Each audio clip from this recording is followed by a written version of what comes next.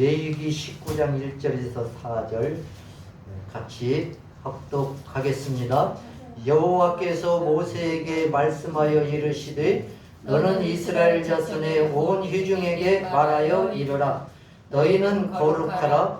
이는 나 여호와 너희 하나님이 거룩함이니라. 너희 각 사람은 부모를 경외하고 나의 안식일을 지키라. 나는 너희의 하나님 여호와이니라. 너희는 헛된 것들에게로 하지 말고 너희를 위하여 신상들을 부어 만들지 말라. 나는 너희의 하나님 여호와이니라. 아멘. 이제 7월달을 맞이해서 오늘 첫 주에 너희는 거룩하라 라는 제목으로 함께 말씀의 은혜를 받고자 합니다. 모든 이제 성서의 연구자들이 말하기를 레위기의 주제는 뭐라고 말씀하겠습니까? 레위기의 주제는 거룩이라 이렇게 말하고 있습니다. 그래서 어떤 분은 레위기를 꽉 눌러서 짜면은 뭐가 나온다고 그랬어요? 피가 나온 피가 나오는데 그게 뭐예요? 거룩을 상징하는 것이다 이렇게 말했습니다. 이 거룩이라는 단어는 히브리어로는 카도시라는 단어인데 자른다라는 의미가 있습니다. 그러니까 뭔가 안 좋은 것을 잘라내는 거예요. 그게 거룩이고요. 분리한다. 또 어디에서 따로 떼어놓은 상태, 그것을 거룩이다라고 그렇게 기록이 듭니다. 그러면은 이제 히브리어적으로도 저와 여러분은 거룩한 사람일까요? 아닐까요? 이제 우리도 거룩한 사람들이라고 믿기를 축복합니다. 그 다음에 헬라어로는 하기오스라는 그 헬라어인데 그 만약 말이 뭐냐면 거룩, 그냥 그대로 거룩, 그 다음에 성결, 더 나아가서 많이 쓰인 단어가 성도라는 단어도 있습니다. 그러니까 우리가 성도니까 저와 여러분은 하나님의 은혜로 이미 거룩한 하나님의 사람, 하나님의 백성이 되었다라고 믿기를 축복합니다. 그러면 이제 그 거룩을 어떻게 이루어졌을까? 성경에는 그 거룩은 사람의 힘으로는 되지 않는다고 말하고 있는데요. 대표적인 말씀이 예레미야 13장 23절에 있습니다. 한번 같이 읽겠습니다. 구스인이 그의 피부를 표범이 그의 관점을 변하게 할 수 있느냐? 할 수 있을진데 악에 익숙한 너희도 선을 행할 수 있으리라. 아멘. 이 이스라엘 백성들이 지금 예레미야 시대가 예레미야가 예언한 말씀이니까 그때 전부 다 악에 취해 있을 그때 하나님께서 너희가 스스로 너희 거룩해질 수 없다는 것을 이걸 들어서 지금 말씀해 주시는 거예요. 구스인이라면 이제 아프리카 그 얼굴이 좀 피부가 검은색인 사람들을 말하고 있습니다. 그런 사람들이 그 피부를 희게 할 수 없잖아요. 표범이 자기의 얼룩진 반점을 변하게 할 수 없잖아요. 이것을 이제 전제로 해서 할 수 있을진데 만약에 할 수 있다면 그것을 할 수 있다면 악에 익숙한 너희도 고침받아서 선을 행할 수 있을 건데 그것이 된다 안 된다는 거예요. 그것이 안 된다. 여러분 사람은요 어떻게 보면은 자기 스스로 참 일어서고 헤쳐 일어나고 이게 쉽지 않습니다. 그래서 이제 저도 책을 이제 그전에 많이 보는 책이 다 뭐냐면 자기 개발, 에세이지 뭐 이런 것을 이제 봐요. 거기 보면은 뭐 자기 개발 이런 책들을 보면은 어떤 사람이 뭐 구렁텅이 같은 데 빠졌는데 어떤 말씀 하나 믿고 거기서 다시 일어서고 이제 다시 이제 그거 과거를 잊고 어떤 사람이 되고 그런데 아무리 그래도 그 사람을 꼭 따라다니는 게 뭐 있어요? 그 아픔은 따라다니는 거예요. 과거의 아픔은 늘 따라다니는 거예요. 그게 참 어떻게 보면 우리의 그것을 깊은 상처예요. 치유받지 못할 상처. 여러분 하나님을 믿는 백성들도 다 똑같아요. 그래서 이스라엘 백성들에게 하나님이 거룩하라. 왜 거룩해요? 내가 거룩하니 너희도 거룩하라. 이 말은 뭐예요? 하나님께서 거룩하게 해 주시겠다는 그 말씀과 똑같습니다. 하나님께서는 의식적으로도 거룩하라고 성경에서 말씀했습니다. 그건 뭐냐면 우상 숭배하지 마라. 오늘 이제 19장에 있는 말씀이 많이 나오고 있어요. 우상 숭배를 하지 마라. 타락한 세상 문화를 받아들이지 마라. 그것을 많이 말하고 있습니다. 윤리적으로 거룩한 것은 가난한 자를 돌보고 공정한 재판, 정직한 삶, 그러한 거에 대해서 19장에서 말씀하고 있습니다. 그렇다면은 우리가 살아가는 곳에서 거룩한 곳이 따로 있을까?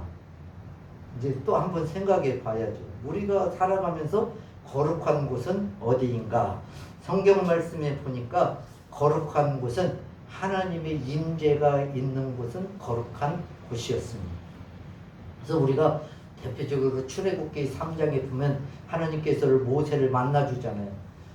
그때 보면은 떨기나무에 불이 꺼지지 않는 가운데 모세가 그것을 보려고 가까이 갔더니 여호와의 사자가 나타나가지고 말하기를 모세야 모세야, 그러니까 내가 여기 있나이다.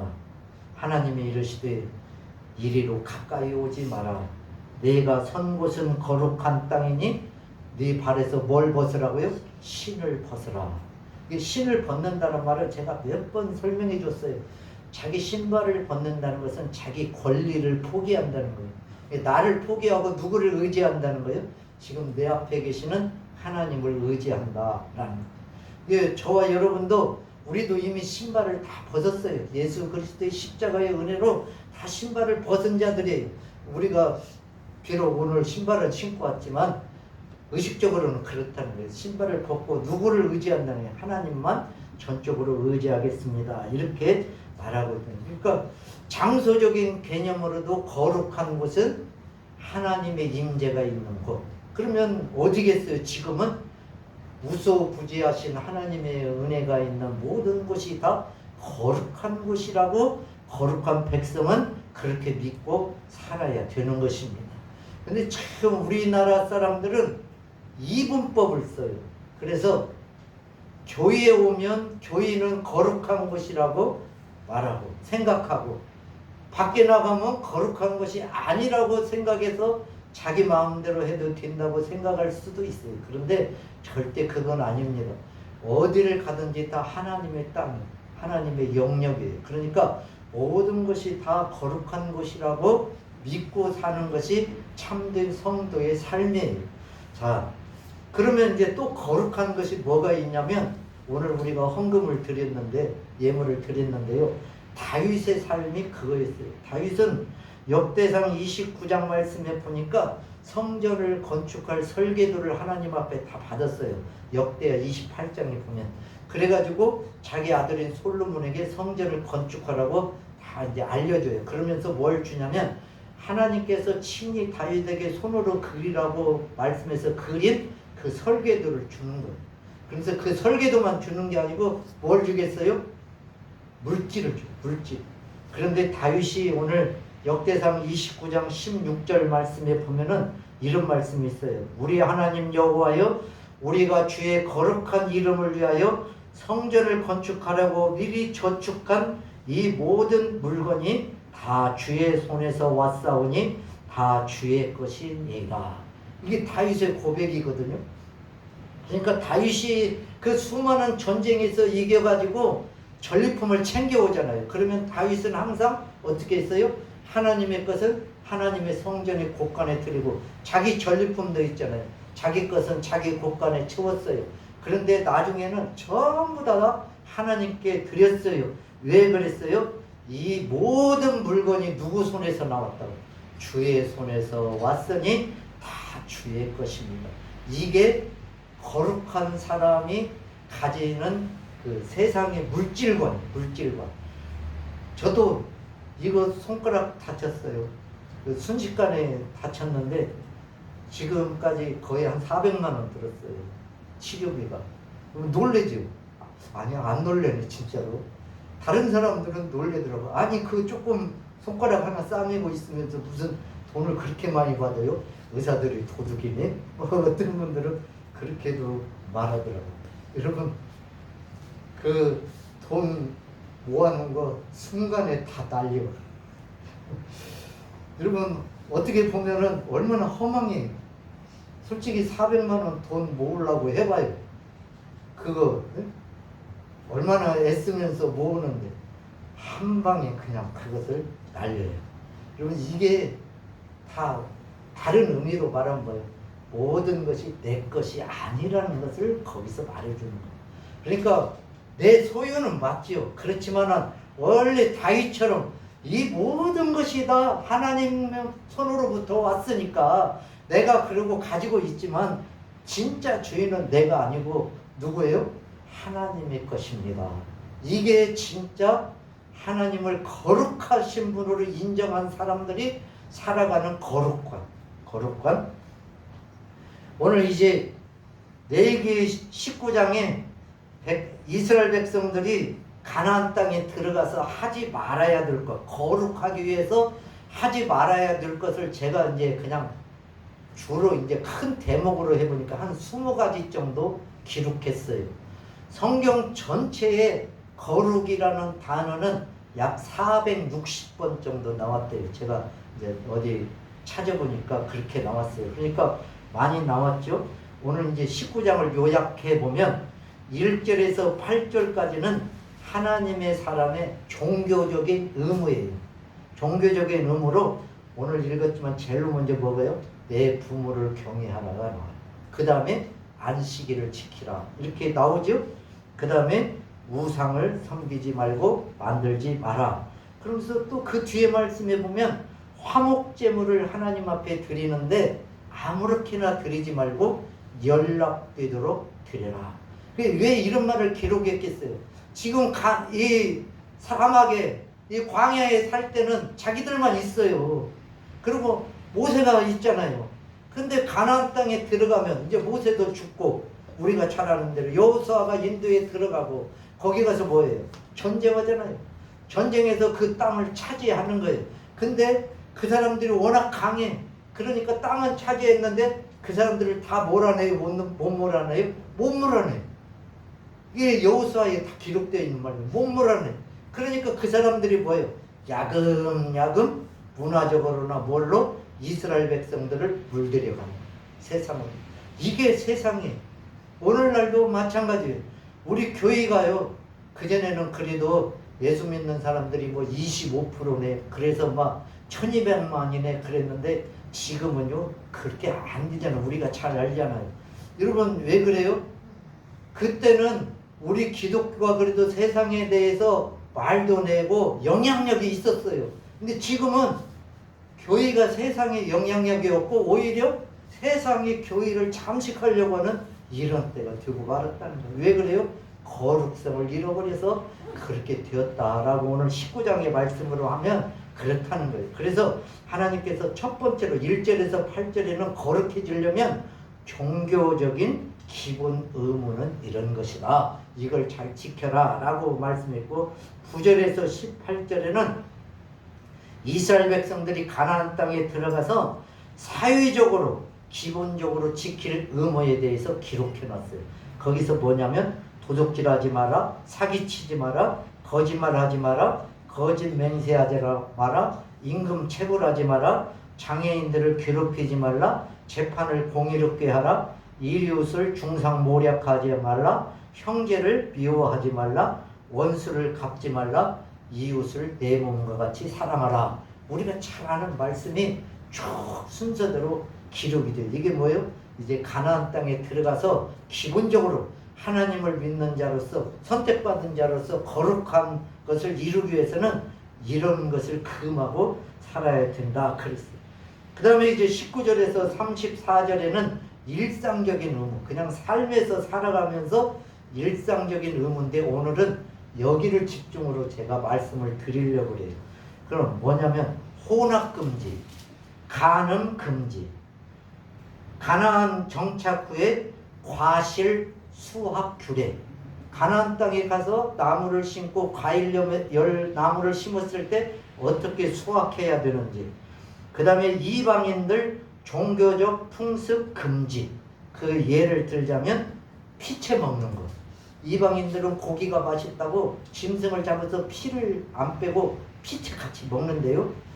그리고 무당들, 그 다음에 박수, 이런 복술, 귀신을 불러들이 갖고 점치는 사람들, 이제 신접한 자들, 그런 거 본받지 마라. 그 다음에 머리를 둥글게 깎지 마라. 우리나라 사람들은 머리를 둥글게 깎는 사람 없는데, 엊그저께 제가 한 명 봤어요. 아저씨인데, 야, 머리를 다 깎고 여기만 한 주먹 남겨놨더라고. 그래가지고 우리가, 저기 좀 봐. 아니, 한 60대 된 아저씨가 그러고 다니시는데, 어떤 사람은 멋지다고 하겠지만은, 또 그 양반은 자기의 멋으로 그렇게 하겠죠. 근데 고대에 머리를 둥글게 깎는 것은 신전에서나 있는 사람들, 그런 사람들이, 그러니까 그렇게 깎지 말라고. 그리고 요새는 문신 많이 하잖아요. 진짜로 너무 무서워. 전철 타고 어디 다닐 때도 보면 젊은이들이 막, 요새는 반바지 입는데 밑에서부터 용이 꿈틀거리고 저 머리 위에까지 올라가. 막 팔도 막 다 문신이 막 가득하고. 근데 문신을 하지 말아야겠는데, 가나안 그 땅에도 그 당시에는 문신하는 사람이 많았어. 그러니까 너희들은 가서 절대로 그런 것을 본받지 말고, 문신을 하지 말고, 몸에 무늬를 놓지 마라. 왜 그걸 했냐면, 문신하는 이유가 그때 당시에는 죽은 자를 위해서, 죽은 자를 위해서. 그러니까 그것도 다른 말로 하면은 죽은 자를 어떤 기리기 위해서 자기 몸에 무늬를 놓는 거예요. 문신을 하고. 여러분, 이렇게 하나님께서 삶에서 종교적으로, 사회적으로 거룩하기 위해서는 무엇을 하지 말아야 될 것인가를 19장에서 말씀했고, 집에 가셔서 시간 되실 때 레위기 20장 바로 뒤를 읽으면 뭐가 나오냐면, 사형에 해당하는 죄가 쭉 기록되어 있어요. 먼지를 지면 죽여라, 돌로 쳐서 죽여라, 어째 죽여라, 막 다 사형에 해당되는 죄가 20장에는 또 기록되어 있습니다. 그러니까 그것도 뭐와 관계가 있어요? 거룩과 관계가 있는 거예요. 여러분, 진짜 하나님 앞에서 거룩하게 하나님의 백성으로 사는 것이 그냥 되는 것은 아니라는 것을 오늘 말씀을 통해서 이제 알 수가 있는데, 그래서 이제 앞부분 뒤에 말씀한다고 했죠. 19절부터 이제 보겠습니다. 그러면 우리가 거룩하게 살기 위해서, 이스라엘 백성들이 거룩하게 살기 위해서는 첫 번째로 해야 될 일이 뭐냐면, 세상과 타협하지 말아요. 세상과 타협하지 말아요.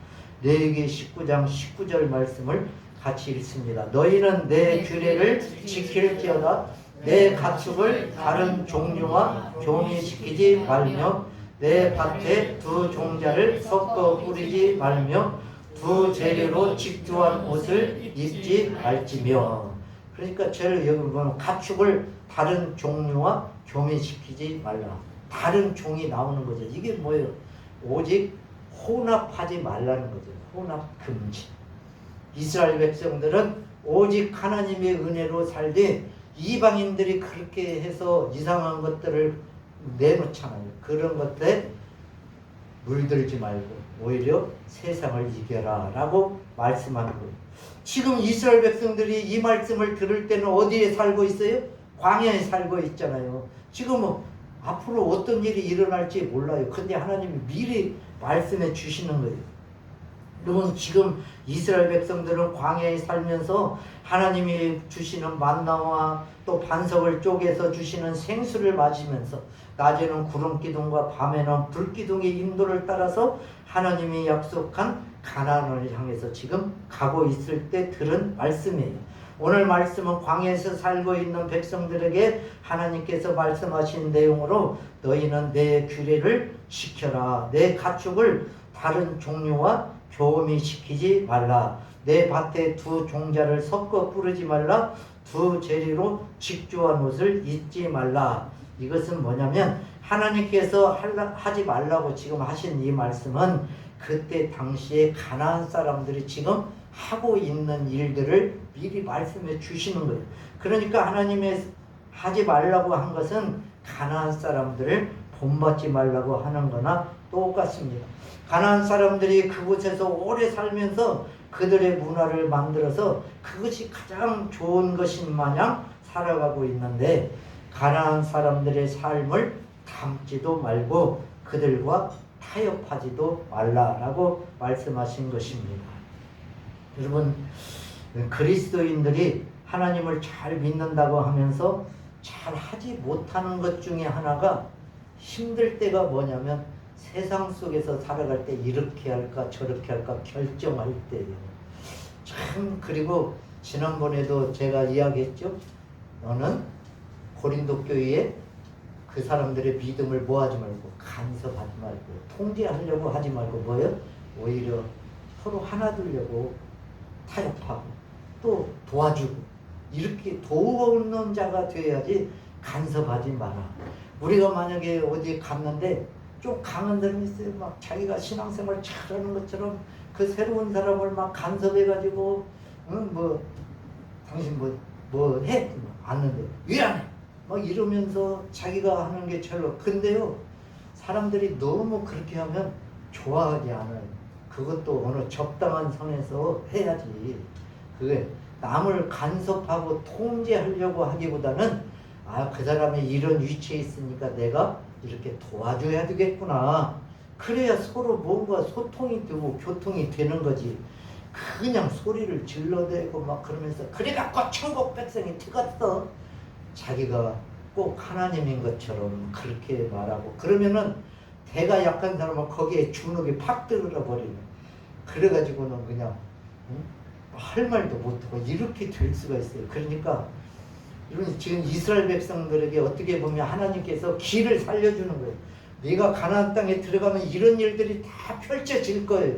그때 어떻게 하나님께서 이런 거 하면 안 된다 그랬지. 하나님께서 이것을 지킬 수 있도록 도와주신다겠지. 하나님께서 거룩하라고 했지. 그때 가서 그런 지금 오늘 들려주는 이 말씀을 듣고 그것을 이겨내라고 하나님께서 지금 말씀해 주고 있는 줄로 믿기를 바랍니다.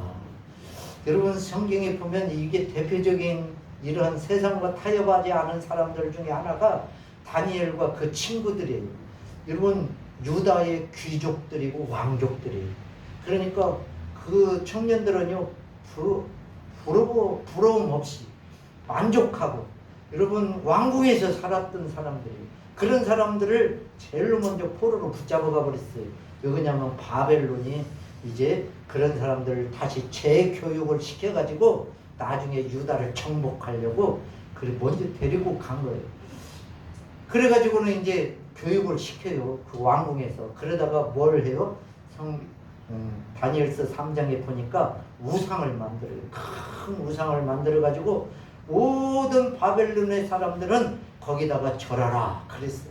그러니까 이제 다니엘은 얘기가 안 나오지만 그 세 친구 사드락, 메삭, 아벳느고는 여러분 이제 그 바벨론 왕에게 이렇게 말을 해요.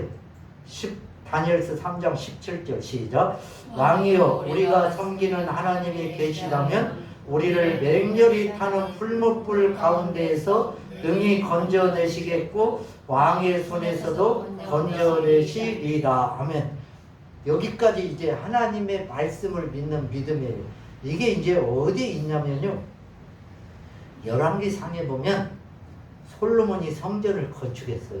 그리고 솔로몬이 온 백성 앞에서 그 성전 앞에서 기도를 해요. 두 손을 들고 축복하는 기도를 해요. 17가지인가 기도를 쭉 해요. 하는데 그 중에 하나가 뭐냐면, 하나님, 우리 민족이 하나님 앞에 죄를 짓고 행해라도 다른 나라의 포로로 붙잡혀 있을 때 그 사람들이 그 모든 죄를 깨닫고 이 성전이 있는 예루살렘에 있는 것을 향하여 기도하거든 하나님 그 기도를 들으시고 그 어려움에서 건져주세요. 이런 기도를 했어요, 솔로몬이. 그것을 듣고 들어서 이 청년들이 아는 거예요. 다니엘이 왜 하루에 3번씩 예루살렘으로 난 창을 열고 기도했어요? 다니엘도 이 말씀을 알았기 때문에 기도한 거예요. 이게 그래서 말씀을 믿는 것이 중요한 거예요. 그러니까 오늘 이런 말을 할 수 있는 거예요. 왕이여, 우리가 섬기는 하나님이 계시다면 우리를 아무리 맹렬히 타는 풀무불일지라도 거기에서 능히 건져내실 것입니다. 그리고 왕의 손에서도 건져내십니다. 여러분, 왕이 들을 때는 얼마나 황당한 소리겠어요? 여러분, 왕의 신하들도 얼마나 황당한 소리겠어요? 쟤들 지금 정신이 있어 없어? 무슨 소리를 저렇게 하고서 금방 이제 불에 타 죽을 것들이 저런 말을 한단 말이에요. 근데 더 큰 또 믿음의 말을 했어요. 18절 시작. 그렇지 아니하실지라도 왕이여 우리가 왕의 신들을 섬기지도 아니하고 왕이 세우신 금신상에게 절하지도 아니할 줄을 아옵소서. 아멘. 여러분, 아직 그것을 뛰어넘는 말을 하는 거예요. 다른 말로 하면 죽을 각오가 되어 있다. 여러분, 이런 사람 앞에는 아무도 해볼 수 없잖아요. 아니, 죽을 각오가 되어 있다는데 더 이상 뭘 해볼 수 있겠습니까? 오늘 말씀에 보니까 그렇게 하지 아니하실지라도, 어찌 보면 우리는 17절 하나님은 이런 하나님, 반드시 지켜주실 하나님, 풀목불에서 건져주실 하나님, 이렇게 믿고만 있을지 모르지만 여러분, 이 친구들은 그렇게 하지 아니할지라도 우리는 죽을 각오가 되어 있습니다. 그러니까 왕이 화가 나가지고 그 3명을 풀목불 속에다 집어 넣어버렸어요. 근데 그날따라 7배를 더 뜨겁게 했어, 불을. 그래가지고 집어 넣었어요. 불구덩이 속에다 집어넣었어요. 살았을까요? 죽었을까요? 우리 다 아는 사람들, 우리 어르신들을 지금 귀를 쫑긋하고 듣고 있어요. 이제 딱 불 속에다 집어 던져놓고는 왕이 죽었나 살았나 다른 신하들과 함께 불 속을 쳐다보고 있었어요. 그랬는데 보니까 분명히 3명을 던져놨는데 4명이 있는 거예요.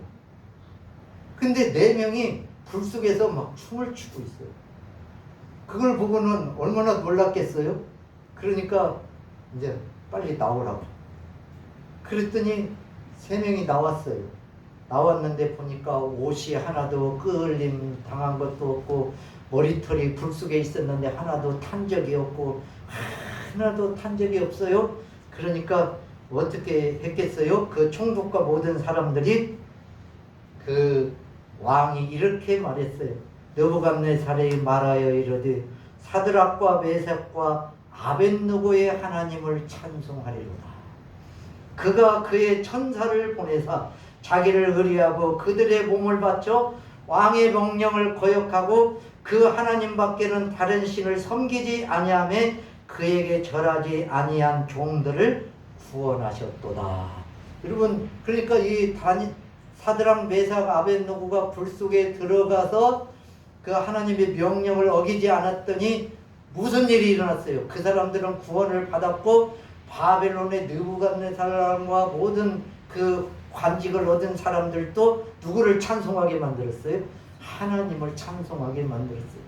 여러분, 참 우리가 신앙생활에 표를 내는 게 어떻게 보면은 때로는 힘들 때도 있어요. 그런데 아닐 때 하나님을 믿는다고 표를 냈더니 그것이 나중에는 영광이 되더라. 바로 그 이야기를 지금 오늘 기록하고 있습니다. 그러니까 세상과 타협하지 않으면 힘들어요. 살아가기가 힘들어. 우리가 지금 세상에서 살지만 세상의 모든 것을 배척하고 세상과 타협하지 않고 사는 게 쉽지 않아요. 그러나 그럼에도 불구하고 세상과 타협하지 않고 살면 나중에 나타나는 게 뭐예요? 하나님의 영광이 드러난다. 그것을 말씀하고 있는 것입니다. 그래서 바울 사도도 로마서 12장 2절에 너희는 이 세대를 본받지 말고 오직 마음을 새롭게 함으로 변화를 받아 하나님의 선하시고 기뻐하시고 온전하신 뜻이 무엇인가를 분별하라. 그렇게 말씀하셨어요. 이 세대를 본받지 말고. 참 이 말씀이 중요한 것 같아요. 두 번째로 성도의 거룩, 우리의 거룩은 하나님 말씀 중심으로 사는 거예요. 아까는 세상과 타협하지 않았다는 거예요. 그리고 세상과 타협하지 않으려고 해도 어떻게 해요? 하나님의 말씀이 중심이 되어야 된다. 그 말씀이에요. 그것을 갖다가 과일나무로 비유로 말씀했는데요. 같이 한번 23절 시작. 너희가 그 땅에 들어가 각종 과목을 심거든 그 열매는 아직 할례받지 못한 것으로 여기되 곧 3년 동안 너희는 그것을 할례받지 못한 것으로 여겨 먹지 말 것이요. 아멘. 그럼 한번 우리가 이제 생각해. 지금은 어디에 있다겠어요? 늘 지금 하나님의 말씀을 받는 여기는 지금 어디예요? 광야. 그런 것을 위치적으로도 한번 생각해. 광야예요. 광야에는 우리가 잘 아는 대로 불뱀이 있고 더위가 있고 먹을 것도 없고 그런 어찌 보면 앞이 캄캄한 곳이 광야길이었어요. 근데 하나님께서는 너희가 그 땅에 들어가. 이 말은 뭐예요? 지금 뭔가 과일나무를 심을 만한 땅으로 들어간다는 거잖아요. 그 말은 뭐예요? 지금 희망이 없는 이스라엘 백성들에게 소망을 주는 말씀이잖아요. 그런 땅이 지금 우리에게 주어지고 펼쳐질 거다. 그런 소망을 주는 거예요. 그러면은 얼마나 마음이 기뻐요. 나도 그럴 것 같아. 그래? 과일나무 심으면 열매 맺히면 제일 먼저 좋은 걸로 하나 따먹어야지. 뭐 사람의 욕구라는 게 꼭 선악과를 따먹은 그 하와처럼 그런 욕구가 없겠어요? 여러분 그런 마음을 다 가졌을 텐데 하나님께서는 그 과일을 어떻게 먹으라는가 그 규례까지도 정해 주셨어요. 왜 그러냐면 하나님께서는 오늘 1절 2절 말씀에 보니까 너희는 거룩하라 내가 거룩하니 너희도 거룩하라 이렇게 말씀했어요. 그러니까 지금 가나안 땅에 들어가서도 이스라엘 백성들이 하나님의 거룩을 나타나는 것 중에 하나가 뭐냐면 과일을 따먹는 것이었어요. 보통 이제 우리가 보면 과일나무를 심으면 2, 3년이 되면은 이제 첫 열매가 맺힌다고 합니다. 근데 그 3년째 그 열매는 그 맺히는 열매는 되게 맛이 없답니다. 이스라엘 사람들이 이제 대충 아는 게 맛이 없어요. 그래서 하나님께서는 이스라엘 백성들에게 3년째 첫 열매가 맺혔을 때는 그것을 따지 말라. 왜냐면 성경에 보니까 할례받지 못한 거니까 오늘 나왔죠. 그것을 할례받지 못한 것으로 여기서 먹지 마라 그렇게 했어요. 여러분 어떻게 보면은 애굽에서 노예로 살다가 40년 동안 광야 생활을 하다가 처음으로 과일나무를 심어서 과일이 열었어요. 참 누가 봐도 먹고 싶을 거예요. 그런데 하나님은 뭐예요? 그것을 먹지 마라 이렇게 말씀했습니다.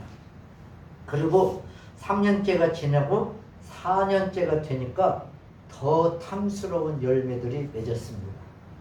여러분 또 먹고 싶지 않겠어요? 근데 하나님은 뭐라고 말씀했냐면 24절을 한번 또 읽겠습니다. 넷째 해에는 그 모든 사실이 거룩하니 여호와께 드려 찬송할 것이며 아멘. 여러분 지금 3년째는 할례받지 못한 거 거룩하지 못하니까 먹지 마라. 4년째 열린 것은 거룩해. 그런데 누구께 드리라? 그러니까 여호와께 드려 찬송을 드리라. 이 말씀을 보니까 이제 하나님께 드려서 그 뒤에 열매가 많이 맺힐 것을 기대하라 뭐 이런 말씀도 있어요. 그래서 찬송한다는 것은 우리가 예배한다나 그런 예물이잖아요. 그러니까 성경이 보니까 하나님께서는 거룩한 사람들이 가장 좋은 거 그것을 따서 하나님께 먼저 드린다는 건 뭐예요? 이 모든 것이 다 누구 거라는 거예요? 하나님의 것이라는 것을 고백하라는 거예요. 그리고 아까 제가 다윗에 대해서도 이야기했잖아요. 모든 전쟁에 나가서 전리품을 챙겨왔지만 다윗은 항상 그게 누구 거라고 여호와 것을 여호와 것으로 드린다. 이런 것이랑 마찬가지입니다. 그리고 이제 몇 년째 먹어야 돼요? 5년째. 혹시 과일나무 심어놓고 지금 따먹으려고 기대하고 있는 분 계시나요? 5년 안 됐는데 4년 됐으면 하나님께 드리세요. 5년째 이제 먹는데 그 말씀에 의미가 들어있어요. 25절 같이 읽겠습니다. 시작. 다섯째 해에는 그 열매를 먹을지니 그리하면 너희에게 그 소산이 풍성하리라. 나는 너희의 하나님 여호와이니라. 아멘. 여기서 그 소산이 풍성하리라 이 말은 그 해 5년째 익은 그 맺은 열매가 풍성하다는 그런 의미가 아니고 앞으로 그 나무를 통해서 맺혀질 그 열매의 수확, 그것이 풍성하게 있을 것이다. 그러니까 뭐예요? 지금 처음에 3년째 열리는 것은 할례받지 못한 게, 거룩하지 못한 걸로 여기서 그냥 놔두고, 4년째는 하나님께 드리고, 5년째는 이제 내 것이 됐잖아요. 그래서 그것을 따서 이제 내가 수확했더니 6년째부터는 누가 책임져 준다는 거예요? 하나님께서 책임져 주겠다. 그게 꼭 과일나무만 그러겠어요? 이스라엘 백성들이 가나안 땅에 들어가서 전쟁을 해서 가나안 사람들을 물리치고 살을 때도 여러분 첫 해, 셋째 해, 넷째 해 다를 거 아니에요. 그러니까 그 속에는 뭐예요? 항상 거룩하기를 힘써라. 그러면 내가 너희의 삶 가운데 함께해서 앞으로 영원토록 너희에게 복이 될 것이다. 그 말씀이 그 속에 숨어있는, 내가 거룩하니 너희도 거룩하라.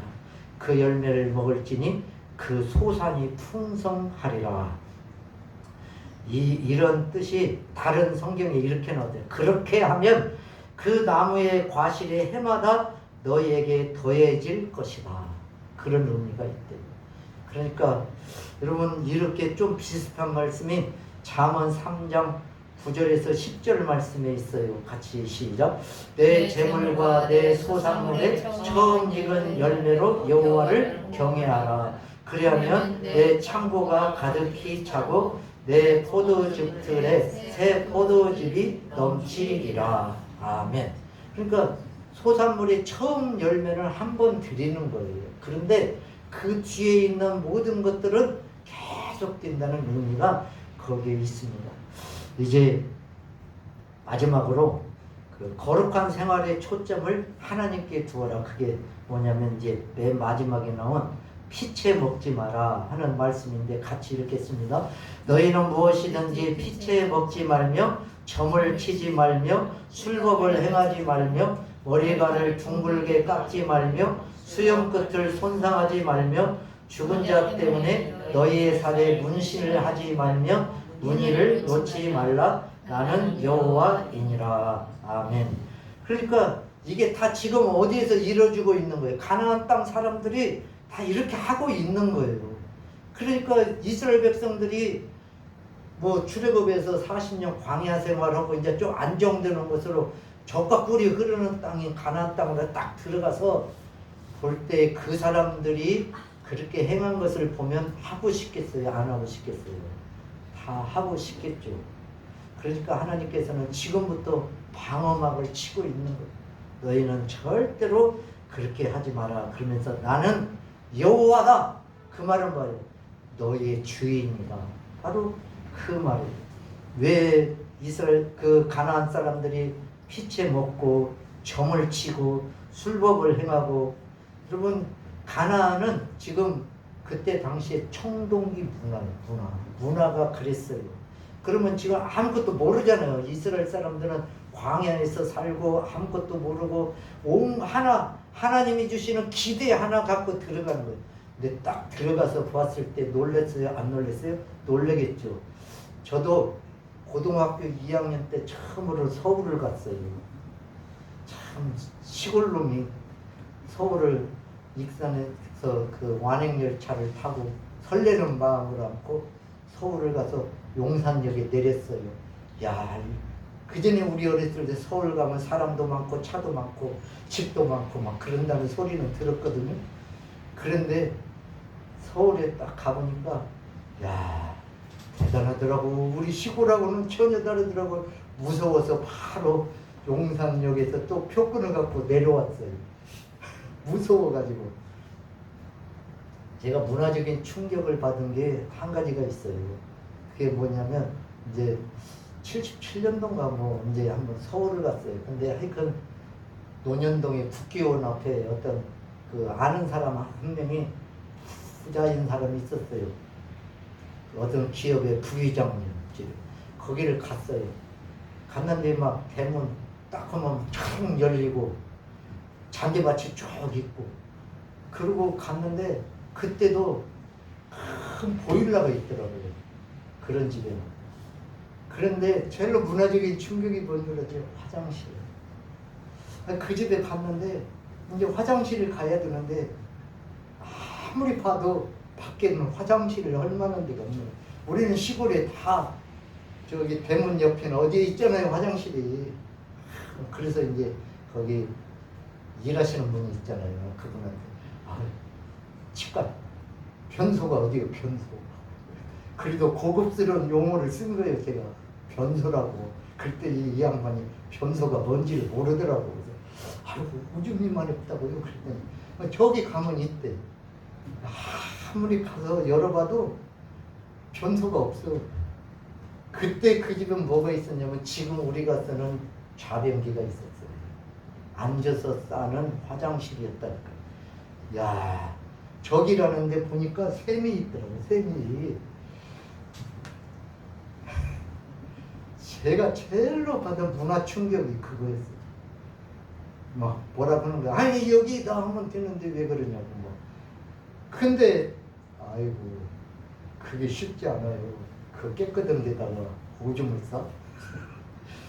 여러분 제가 왜 이야기를 하냐면 지금 이스라엘 백성들이 가나안 땅에 들어가면 저하고 똑같아요. 그런 문화적인 충격을 받을 수밖에 없어요.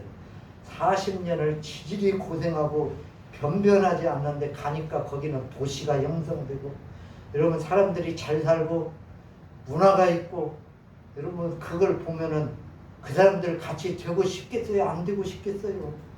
되고 싶은 욕망이 있죠. 그런데 하나님은 오늘 18장부터 쭉 말씀하시면서 가나안 땅에 들어가거든 이렇게 하지 말고 나만 바라봐라. 그리고 거룩한 백성이 되어라. 그렇게 오늘 지금 말씀하신 내용입니다. 여러분 오늘 이제 결론적으로 이스라엘 백성들이 거룩을 보여주는 길은 그 가나안 사람들의 문화를 담지 않는 거예요. 그리고 가나안 사람들이 뭐 피채 고기를 먹고 머리카락을 짰고 어쩌면 그것도 얼마나 또 충격이겠어요. 그런데 하나님께서는 절대로 그것을 하지 마라. 그리고 술법을 행하지 마라. 그리고 점을 치지 마라. 여러분 지금 보면은 우리 젊은이들이 제일 많이 가는 게 뭐예요? 타로점. 그 그냥 한 며칠만 배우면 해요. 며칠만 배우면 그거 하더라고요. 학습소가 있어요. 여러분 이런 데 가면은 그 점쳐주는 사람 있죠? 그런 사람들도 학습소가 있어요. 가서 돈 내고 배워갖고요. 그것을 믿을 거예요. 그러면 여러분 여기 어디 문화원에서도 뭐 가르쳐주는 데가 있더라고요. 어디 천안 어디에. 거기서 배워갖고 또 해줄 거 아니에요. 여러분 그런 것을 믿는다는 게 참 어리석은 사람들이죠.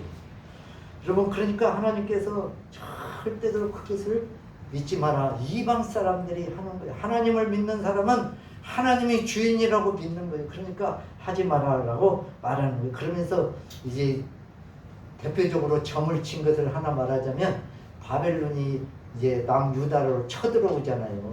그때 보면 예루살렘에 들어오면서 길 어귀에서 점을 쳐요. 바벨론.